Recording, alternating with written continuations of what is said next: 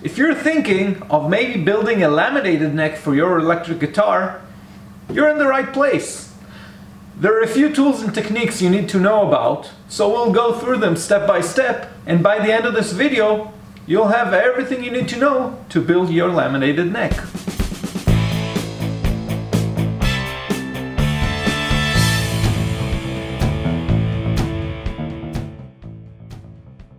Hi, I'm Yoav and this is the Electric Luthier.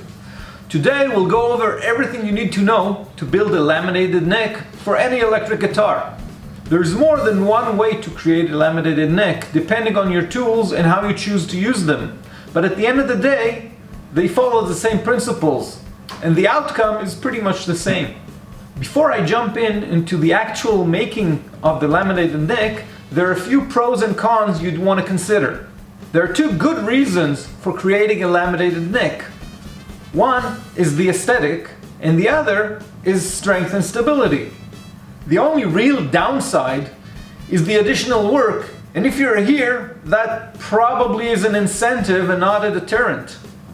That's what we're going to be covering today, so if you like what you're hearing so far, hit the subscribe button and the little bell button beside it so you don't miss any of our upcoming videos.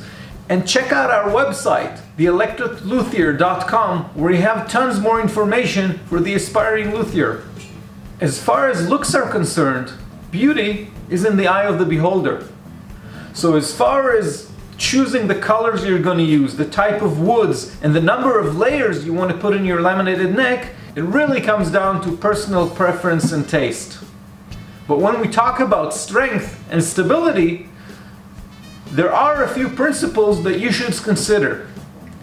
The quality of the timber you use and how dry it is just as important, but we don't always have control over that. So what variables can we control or decide on?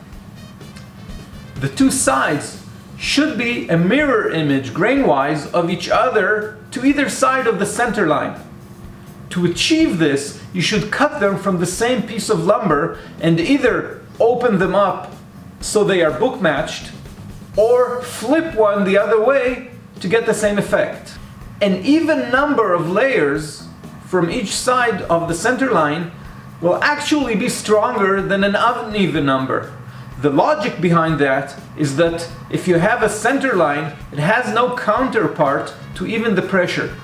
And strength-wise, the more layers you have, the stronger and more stable the neck will be. I do go into more theoretical detail about this on my blog, so feel free to check the link in the description or up here. Before getting all worked up about how critical each additional layer is, do remember that most commercial guitars are made with a one-piece neck, and they're just fine. In many cases, they're not even quarter sawn.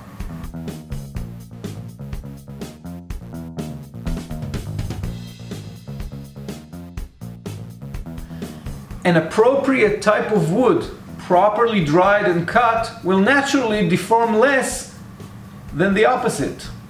So after we've decided on the number, the thickness, and the types of woods we're going to be using, we need to start preparing the timber for the gluing. After gluing, it's pretty much the same as using a regular neck blank. Let's talk about dimensions. Since you always need to leave a little bit for cutting, planing, and sanding, I'm not going to fuss over a few millimeters here or an eighth of an inch there. And it also depends on the model and make.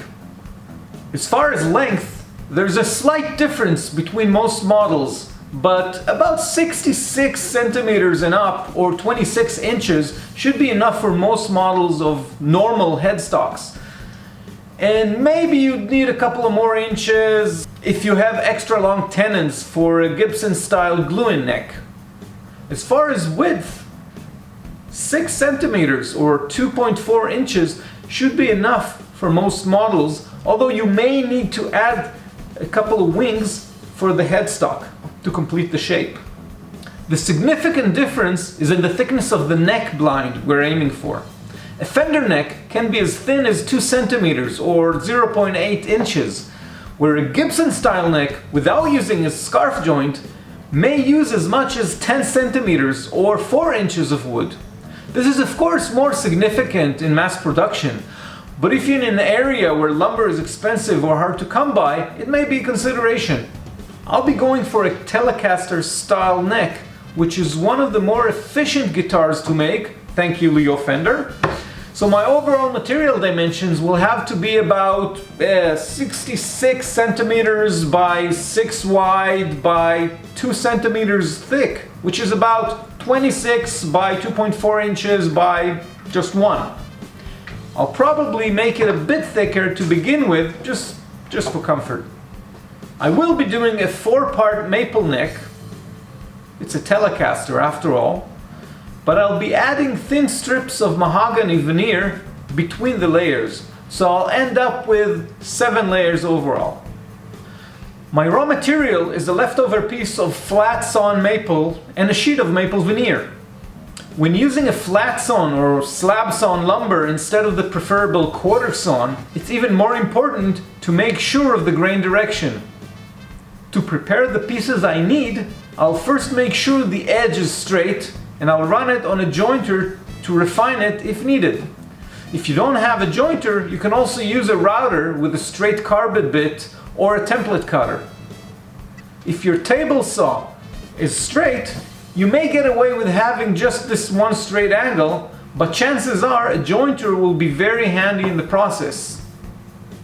I have a video of how I made a jointer from an old handheld planer, and I'll link it below, and maybe up here too.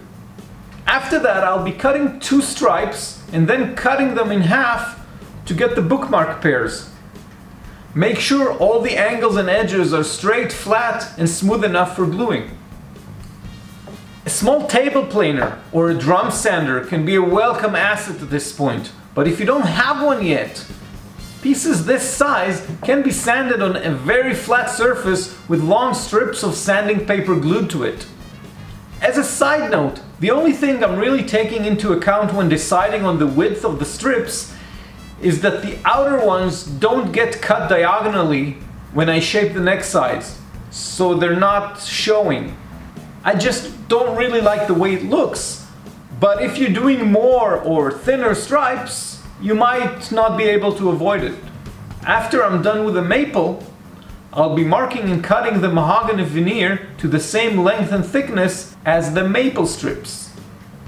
Try and keep the strips the same thickness for easier gluing and smoothing afterwards. Line them up and see that everything's okay. Often, when pressing 2 or more pieces of wood with glue, they tend to slide. An easy cure for that is clamping them up dry before gluing, drilling through all of them in an area which will be cut later or is going to be invisible, and then inserting some kind of a pin. I use a bamboo barbecue skewer. I'm going to be doing this just at the heel side, but you can do it at the head as well. At this point, it's going to get messy and sticky. I lay baking sheets anywhere glue might drip and stick to my clamps, table, or wood that shouldn't be glued. Spread the glue on all contacting surfaces. Line them up, press them gently, and insert the bamboo skewers. If you didn't make the neck very wide, you might want to save time now and add little wings or additions where the headstock is going to be, so it'll be easier for you to shape it later. Although, you may choose to glue that later. I use a couple of extra thicker stripes of wood for the clamps to better disperse the pressure and also not to mark the neck. But you can also just put loads of clamps. I'll do the job. Put as many clamps as you think will make a difference and let it rest overnight. You want the glue to really cure. After it's dry, I'll remove all the clamps and paper and clean all the glue drippings.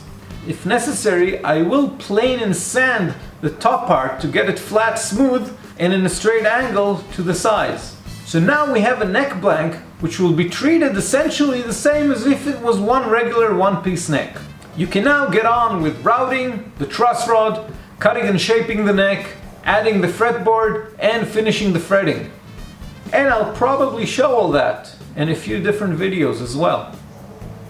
If you want to be getting more information about building electric guitars, articles, and free downloadable scale charts, make sure to subscribe and hit the bell button.